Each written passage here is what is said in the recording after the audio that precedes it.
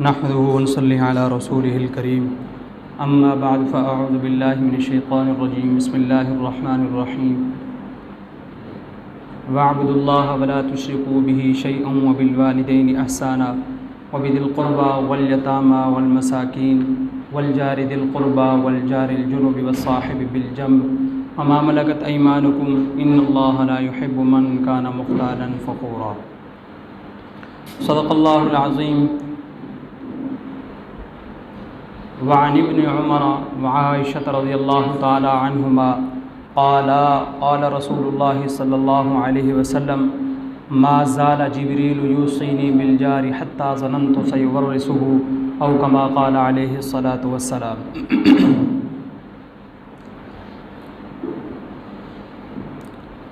मुअज़्ज़ज़ सामिईन, अल्लाह ताला ने इंसान को फितरी तौर पर ऐसा पैदा किया है, ऐसा बनाया है कि वो लोगों के साथ घुल मिलजुल कर रहना पसंद करता है।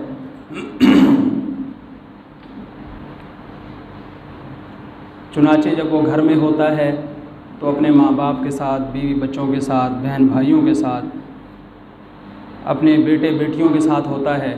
जब वो अपने काम पर जाता है तो वहाँ अपने काम के लोगों के साथ मिलजुल कर रहता है। दुकान पर जाता है तो वहाँ दुकान वाले के साथ उसका वास्ता पड़ता है, या कहीं बाज़ार में जाता है या जहाँ कहीं भी जाता है उसका लोगों के साथ वास्ता पड़ता है।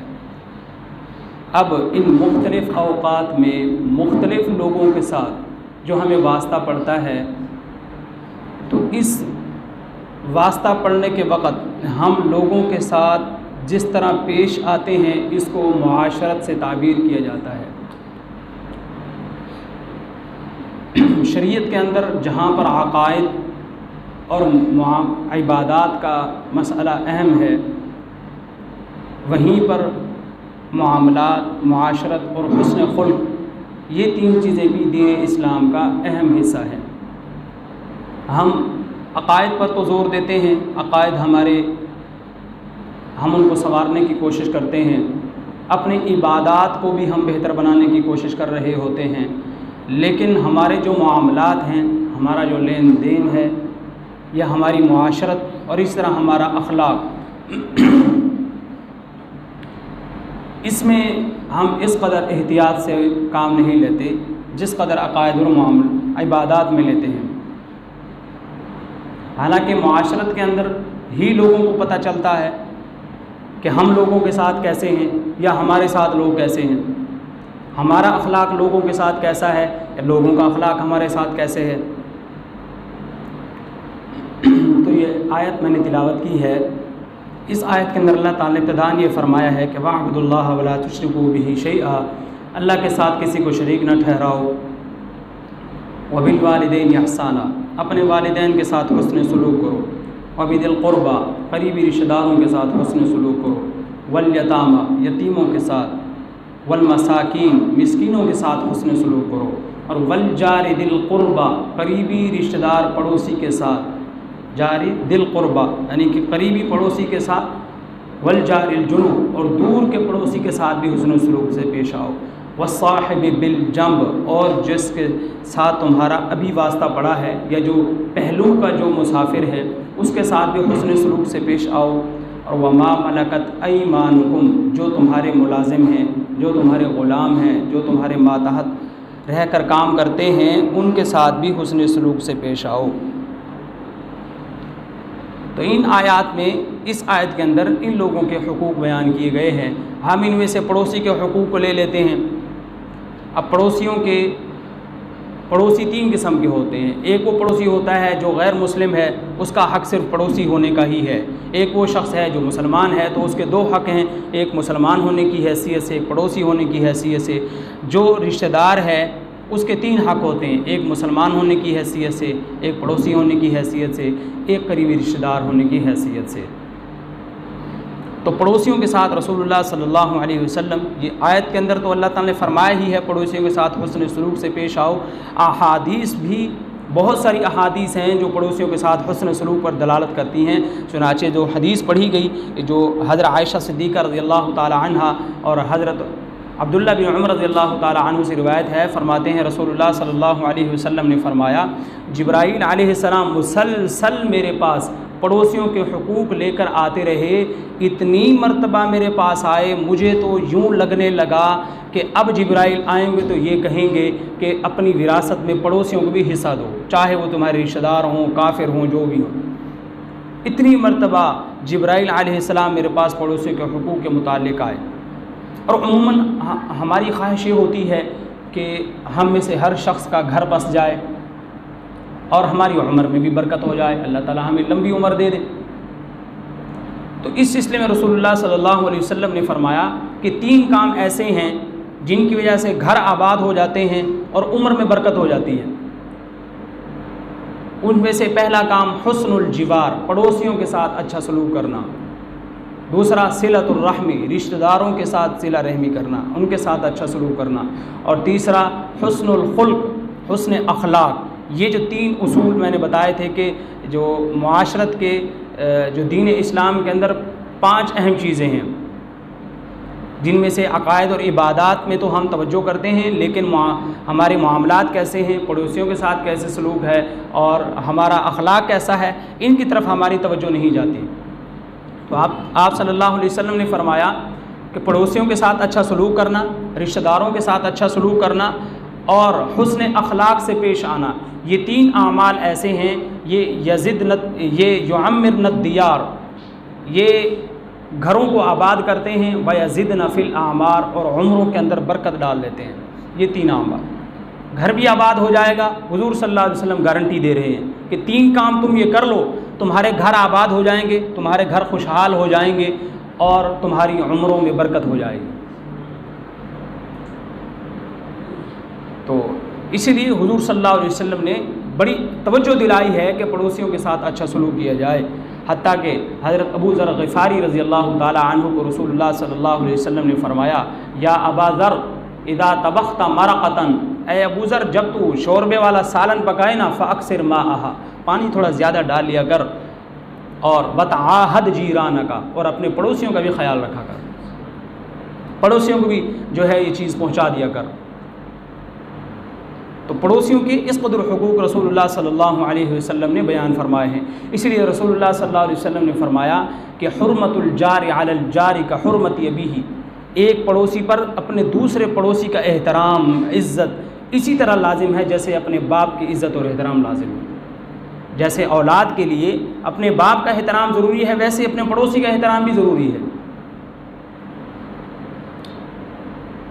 और आप सल्लल्लाहु अलैहि वसल्लम ने तो चूँकि पड़ोसियों के अंदर जो लेन देन के मामलात होते हैं, खाने पीने की चीज़ें भेजना, ये उम्मन औरतें करती हैं। अगर सालन पकाया है तो दूसरे घर भेज देना। इसलिए रसूलुल्लाह सल्लल्लाहु अलैहि वसल्लम ने औरतों को मुखातब करते हुए फरमाया कि या माशरल मुस्लिमात, ए मुसलमान औरतों, ला तहक़िरन्ना जारतुन लिजारतिहा, कि तुम में से कोई भी औरत अपने दूसरी पड़ोसी के भेजी हुई चीज़ को हकीर न जाने। वलो फिर से नशातिन, अगरचे वो बकरी का खोर ही क्यों ना हो। अमूमन हमारे जहन में बात होती है, घर वाले ये सोचते हैं कि अच्छी चीज़ पकाएंगे तो पड़ोसियों को भेजेंगे, वरना ये सोचेंगे कि पता नहीं क्या चीज़ भेज दी, ये तो कोई दाल साग ही भेज दिया, कोई अच्छी चीज़ नहीं भेजी। तो आप सल्लल्लाहु अलैहि वसल्लम ने, मुहद्दिसीन ने लिखा है कि दोनों को ये बात समझाई है, देने वाली को भी और जिसके घर जा रहा है लेने वाली को भी। देने वाली ये न समझे कि चीज़ थोड़ी है और ऐसे सादा सा कोई सालन पकाया हुआ है कि वो जिसको मैं भेज रही हूँ वो क्या सोचेगी, और लेने वाली को ये समझाया है कि तेरे पास जो कुछ भी भेजा जा रहा है ये न देख कि कितना सा भेजा गया है और किस चीज़ को भेजा गया है, उसका इखलास देख के मोहब्बत है तो तुझे भेजा है ना। तो लिहाजा ये न समझो कि चीज़ थोड़ी भेजी है, ज़्यादा भेजी है। इसलिए हुज़ूर सल्लल्लाहु अलैहि वसल्लम फरमा रहे हैं हज़रत अबू ज़र ग़िफ़ारी को कि जब तू शोरबे वाला सालन पकाने लगे तो पानी थोड़ा सा ज़्यादा डाल ले ताकि सालन ज़्यादा हो जाए और कुछ तो उसको भी भेज। तो पड़ोसियों के हुकूक इस कदर हैं। एक रिवायत में आता है, हज़रत अबू हुरैरा रज़ियल्लाहु ताला अन्हु से रिवायत है, आप सल्लल्लाहु अलैहि वसल्लम ने फरमाया, वल्लाहि ला युमिनु वल्लाहि ला युमिनु वल्लाहि ला युमिनु, अल्लाह की कसम उस बंदे का कोई ईमान नहीं, अल्लाह की कसम वो बंदा ईमान वाला नहीं, अल्लाह की कसम वो साहिब ईमान नहीं। क़ीला मन या रसूल अल्लाह, सहाबा किराम की तरफ से सवाल किया गया, या रसूल अल्लाह कौन बंदा मोमिन नहीं? आप सल्लल्लाहु अलैहि वसल्लम ने फरमाया अल्लज़ी ला यअमनु जारुहु बवाइक़हु, वो बंदा ईमान वाला नहीं जिसका पड़ोसी उसकी शरारतों से महफूज ना हो। अब हुज़ूर सल्लल्लाहु अलैहि वसल्लम ने ये नहीं फरमाया कि जो तकलीफ़ पहुँचाता हो, बल्कि जिसको ख़तरा लाहिक हो वो भी मुसलमान ने। पड़ोसी को ये ख़तरा है, यानी उसकी हरकतें ऐसी हैं पड़ोसी की कि साथ वालों को डर लगा रहता है कि कोई नुकसान ना कर दे। तो सिर्फ इस बात पर भी आप सल्लल्लाहु अलैहि वसल्लम ने फरमाया, हुजूर सल्लल्लाहु अलैहि वसल्लम कसम खाकर फरमा रहे हैं ऐसे बंदे का कोई ईमान नहीं। अगर हम खुद अपने आप को ईमान वाला कहते फिरें तो वो और बात है। हुजूर ये कह रहे हैं कि तुम्हारा कोई ईमान नहीं अगर तुम्हारा पड़ोसी के साथ सलूक अच्छा नहीं है, अगर तुम उसको तकलीफ़ पहुँचाते हो तो फिर तुम्हारे ईमान की कोई हैसियत नहीं है। इसलिए ये बहुत सारी अहादीस जो हुजूर सल्लल्लाहु अलैहि वसल्लम बयान फरमा रहे कि अपने पड़ोसियों का ख़ास ख्याल रखो। इसलिए एक रिवायत के अंदर आता है कि इंसान के खुशबख्ती में से एक ये भी है कि उसको अच्छा पड़ोसी मिल जाए, उसको नेक पड़ोसी मिल जाए जो उसका ख्याल रखे। इसलिए ये भी हदीस में आता है कि आदमी के ऊपर अपने पड़ोसियों की इज़्ज़त और नामूस, उसके घर की हिफाजत लाजिम है। जब कोई शख्स, हमारे महल्ले का कोई शख्स, हमारा पड़ोसी कोई कहीं चला जाए तो जैसे अपने घर की हिफाजत लाजिम है, अपने बीवी बच्चों की हिफाजत लाजिम है, वैसे ही पड़ोसी के घर के और उसकी बीवी बच्चों की भी हिफाजत लाजिम है। और हदीस में आता है आदमी अगर अपने पड़ोसी के घर पर बुरी नज़र डाले तो आम अगर कहीं और वो ये नज़र डालता तो उसको एक जो है गुनाह मिलता। अगर वो अपने पड़ोसी के बारे में ये गलत गुमान रखेगा, बुरी नज़र डालेगा, कोई बुरा काम कर लेता है तो उसको 10 गुना गुनाह होता है।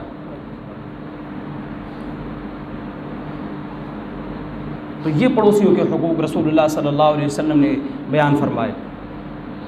इस तरह एक हदीस में आता है, आप सल्लल्लाहु अलैहि वसल्लम ने फरमाया मन काना युमिनु बिल्लाहि वल यौमिल आखिर फ़ला युज़ी जारहु, जिस बंदे को अल्लाह पर यकीन है, जिस बंदे को यौम आखिरत का यकीन है, उसे चाहिए कि अपने पड़ोसियों को तकलीफ़ न दे। क्या मतलब? जिसको अल्लाह पर यकीन और यौम आखिरत पर यकीन है, जिसको ये यकीन है कि अल्लाह ताला क़यामत का दिन लाएगा और वहाँ उठाकर मुझे यौम महशर में खड़ा करेगा, मुझसे सवाल जवाब करेगा, क़यामत के दिन आएगा, मैं हिसाब दूंगा, मुझसे पूछा जाएगा, जिसको ये फ़िक्र लाहिक है तो फिर चाहिए कि पड़ोसियों को तकलीफ़ न दे। इस तरह एक और रिवायत में आता है कि मन काना युमिनु बिल्लाहि वल यौमिल आखिर फलयुहसिन इला जारिही, जिस शख्स का ये ईमान है कि मैंने अल्लाह के यहाँ पेश होना है, क़यामत का दिन आएगा, मैंने हिसाब देना है, यौम आखिरत पर जिसका यकीन है, उसे चाहिए कि अपने पड़ोसियों के साथ अच्छा सलूक करे। एक सहाबी ने पूछा, या रसूल अल्लाह मा हक़्क़ु जारी अलैया, मेरे पड़ोसी का मुझ पर क्या हक़ है? आप सल्लल्लाहु अलैहि वसल्लम ने फरमाया, तेरे पड़ोसी का तुझ पर यह हक़ है कि जब वो बीमार हो जाए तो तू उसकी अयादत करने जाए, उसका हाल अहवाल पूछने जाए, और जब वो फोत हो जाए तो फिर तो उसके जनाजे में भी शरीक हो। अगर वो तुझसे कर्ज़ मांगे तो तू उसको कर्ज़ भी अता कर। अगर उसको कोई खुशी पहुँचे तो तू उसकी खुशी में शरीक हो, उसको मुबारकबाद दे। अगर उसको कोई गम पहुँचे तो फिर तू उसके गम में भी शरीक हो। उसका दुख, उसके दुख को तू अपना दुख तसव्वुर कर। और आप सल्लल्लाहु अलैहि वसल्लम ने यह भी फरमाया कि तू अपने हांडी की भाप से, अपनी हांडी की खुशबू से अपने पड़ोसी को तकलीफ़ न दे। यानी जब घर में कुछ भी पकाया जाता है तो उसकी महक यकीनन दूसरे घर में भी जाती है। तो आप सल्लल्लाहु अलैहि वसल्लम ने फरमाया कि इस महक से भी तकलीफ़ न दो। तकलीफ़ कैसे होगी? महक को तो रोका नहीं जा सकता। इस तकलीफ़ को ऐसे रोका जा सकता है कि जो कुछ पकाया है उसमें से कुछ थोड़ा सा पड़ोसी को भेज दिया जाए। हत्ता कि हदीस में यहाँ तक आता है, अगर तुम अपने बीवी बच्चों के लिए, घर वालों के लिए बाज़ार से कुछ खाने के लिए लेकर आओ, फ्रूट वगैरह लाए जाते हैं, तो उसको छुपा के लाओ ताकि पड़ोसियों के बच्चों की उन चीज़ों पर नज़र न पड़े। अगर नज़र पड़ गई तो उनका भी दिल चाहेगा।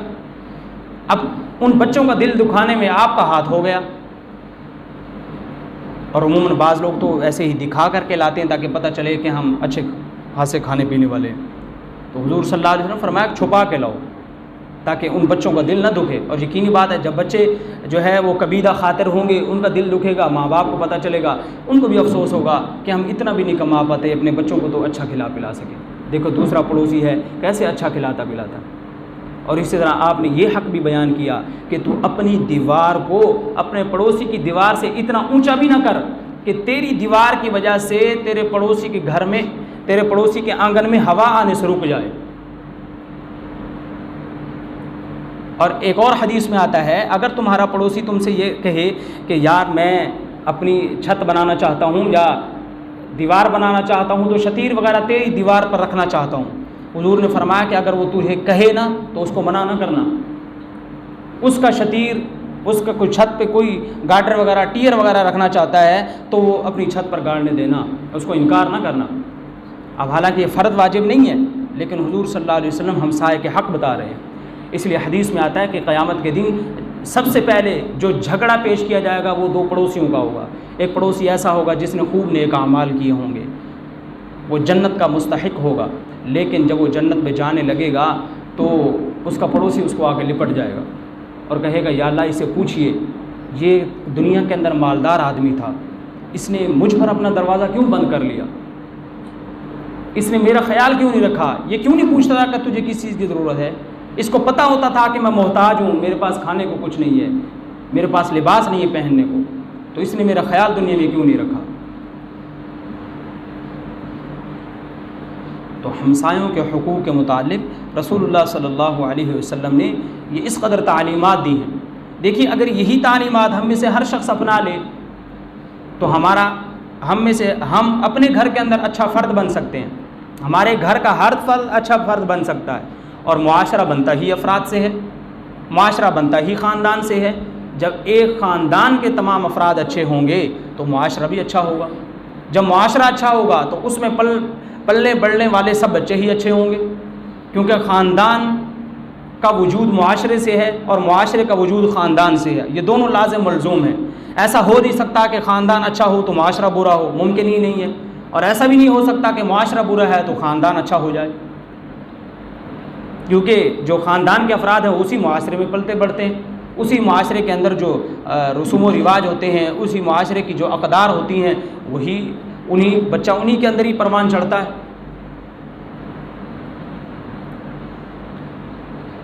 और हुज़ूर सल्लल्लाहु अलैहि वसल्लम ने जहाँ पर यह फ़रमाया कि अपने पड़ोसियों का ख्याल रखो, जो चीज़ तुम घर में पकाओ उनका भी ख्याल रखो, उनको भी दिया करो, इसी बात को मद्देनज़र रखते हुए एक मरतबा हज़रत आयशा सिद्दीक़ा रज़ियल्लाहु अन्हा ने पूछा, या रसूलल्लाह, मेरे पास कोई चीज़ है, मैं हदिया देना चाहती हूँ, लेकिन इतनी थोड़ी है कि दोनों तरफ वालों को तो दे नहीं सकती, अब मैं किसको दूँ?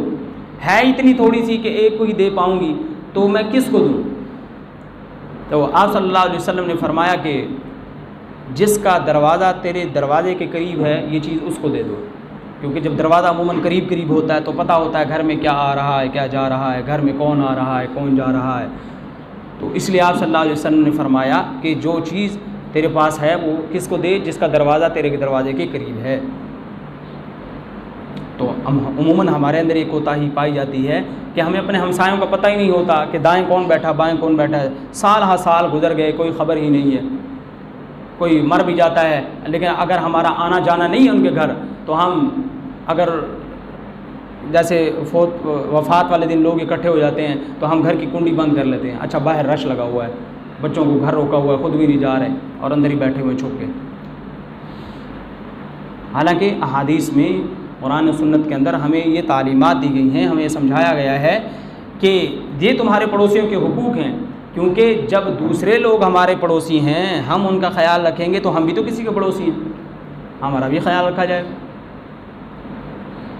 तो मुआशरे के अंदर जो फिर बुराइयां हैं वो ख़त्म हो जाएंगी। जब हम एक दूसरे का ख्याल रखेंगे तो एक दूसरे का एहसास अपने अंदर पैदा कर लेंगे, तो ये जो बुराइयां हैं मुआशरत की जो बुराइयां ये ख़त्म हो जाएंगी। हज़रत अब्दुल्ला बिन उमर रज़ियल्लाहु ताला अन्हु ने बकरा ज़िबा किया। बकरा ज़िबा करने के बाद अपने ग़ुलाम को कहा कि ये इसका गोश्त ना जो मेरा फ़लाँ यहूदी पड़ोसी है उसको भी दे के आना। 3 मरतबा फरमाया।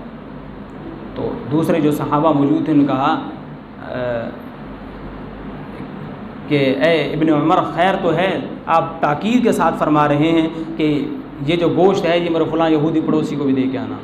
तो उन्होंने वही हुज़ूर सल्लल्लाहु अलैहि वसल्लम का फरमान सुनाया कि आप सल्लल्लाहु अलैहि वसल्लम ने फरमाया कि अपने पड़ोसी का ख्याल रखा करो। पहले ऐसे होता था कि पड़ोसी के ऊपर, अच्छे पड़ोसी जब होते हैं तो उन पर फ़ख्र किया जाता है। एक बुज़ुर्ग थे, इमाम गज़ाली रहमतुल्लाह अलैह ने अपनी किताब इहयाउल उलूम में लिखा है कि एक अल्लाह वाले थे, एक मरतबा वो अपने मुरीदीन के अंदर बैठे हुए थे, कहने लगे कि मेरे घर के अंदर ना चूहे बहुत हो गए हैं, क्या किया जाए। तो किसी मुरीद ने मशवरा दिया कि आप बिल्ली रख लें, चूहे सारे भाग जाएंगे। तो वो फरमाने लगे कि वो खामोश हो गए। कुछ दिन के बाद दोबारा फिर वही मसला जिक्र किया, अपने मुरीदीन को कहा कि मेरे घर में ना चूहे ज़्यादा हो गए हैं, तो क्या किया जाए। तो फिर उसी मुरीद ने कहा कि हज़रत आप बिल्ली रख लें, तो बिल्ली की वजह से चूहे भाग जाएंगे, जब उनको खा जाएंगे।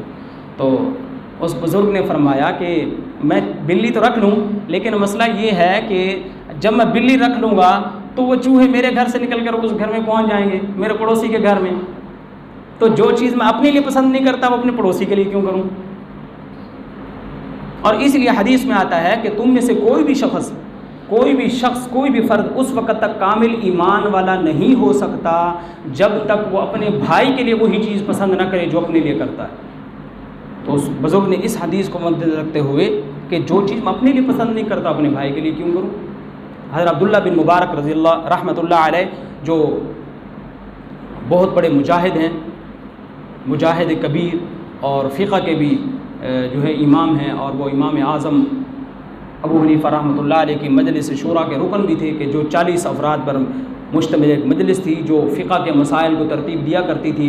ये उस काबीना के भी रुकन थे इमाम अब्दुल्ला बिन मुबारक।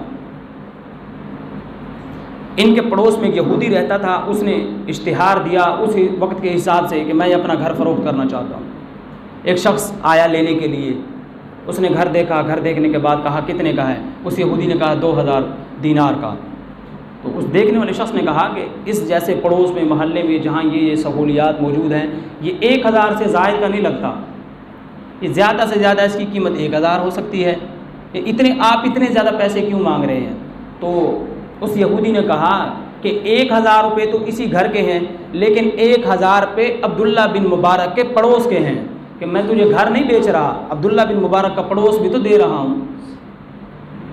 तो इस कदर पड़ोसी हुआ करते हैं। आज हमारे अखलाक, हमारी मुआशरत अच्छी नहीं है, इसलिए हमारे साथ साल हर साल से काफ़िर रहते हैं, वो भी मुसलमान नहीं होते। हालांकि सहाबा किराम जहाँ पर गए, मुसलमान जहाँ पर गए, उनका अखलाक देखकर लोग मुतासिर होकर मुसलमान हो जाया करते थे। ये चीन के अंदर इस्लाम इसी वजह से फैला कि मुसलमान वहाँ पर तिजारत के गर्ज से गए, उन्होंने उनका रवैया देखा, उनका अखलाक देखा, तो वो मुसलमान हो गए। ये जो है कारगुजारी तबलीगी जमात वाले सुनाते हैं। तो मैं ख़ुद किताब में पढ़ रहा था, मौलाना तारिक जमील की किताब है वो कारगुजारियों की, उसके अंदर उन्होंने वाक़या लिखा कि एक जमात गई किसी दूसरे मुल्क के अंदर, तो वहाँ पर वो बैठे हुए थे, वहाँ पार्क के अंदर किसी से मिले, तो वहाँ जब दावत दी उन्होंने लोगों को, तो कुछ लड़कियाँ, माहौल जैसे उनका आज़ादाना होता है बाहर के ममालिक का, तो कुछ लड़कियों ने देखा कि अजीब से हुलिये के लोग हैं, जो दाढ़ी भी है, पगड़ी बांधी हुई है, अजीब सा हुलिया है, खुला लिबास, सफ़ेद कपड़े, आखिर ये अजीब सी मखलूक हमारे मुल्क में आ गई है, ये कौन है। उन्होंने आके पूछा कि आप कौन हैं, उन्होंने तारुफ़ करवाया कि हम मुसलमान हैं। तो उन्होंने हाथ मिलाना चाहा, तो उन्होंने हाथ मिलाने से इनकार कर दिया, ये कहा कि हमारे दीन में इसकी इजाज़त नहीं है।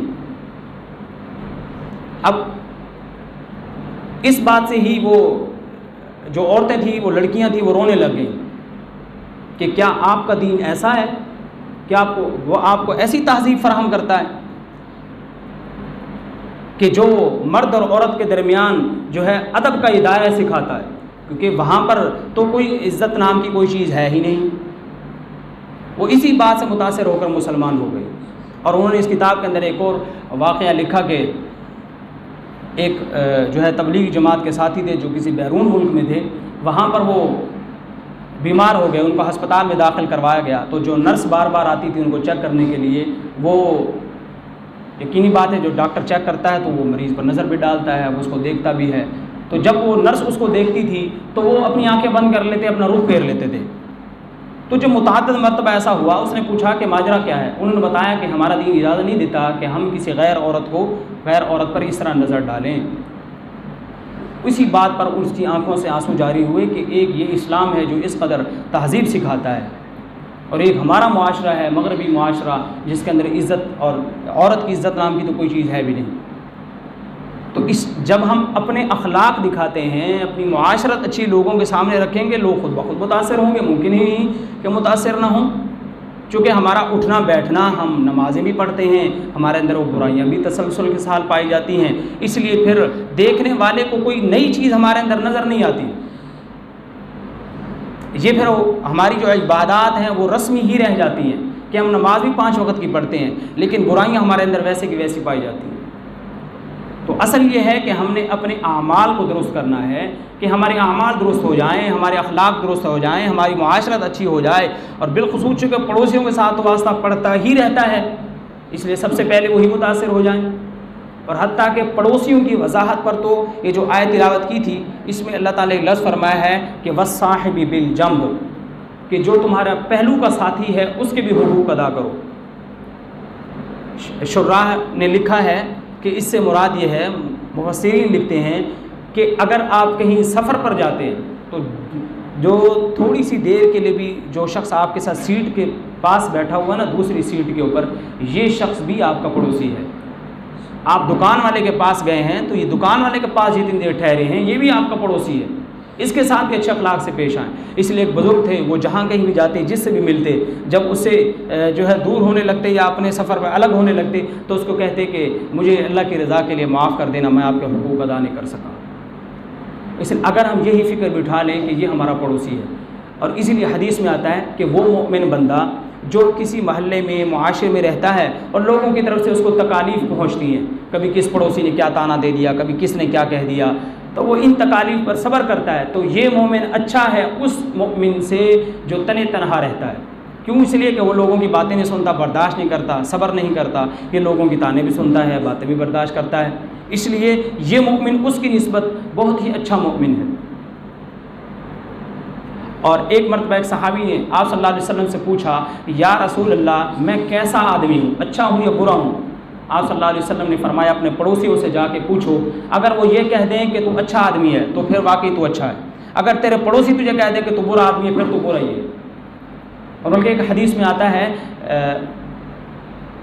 कि खैरुल जीरान इंदल्लाहि खैरुहुम लिजारिही, अल्लाह के यहाँ सबसे बेहतरीन आदमी वो है जो अपने पड़ोसी होने के एतबार से सबसे अच्छा है।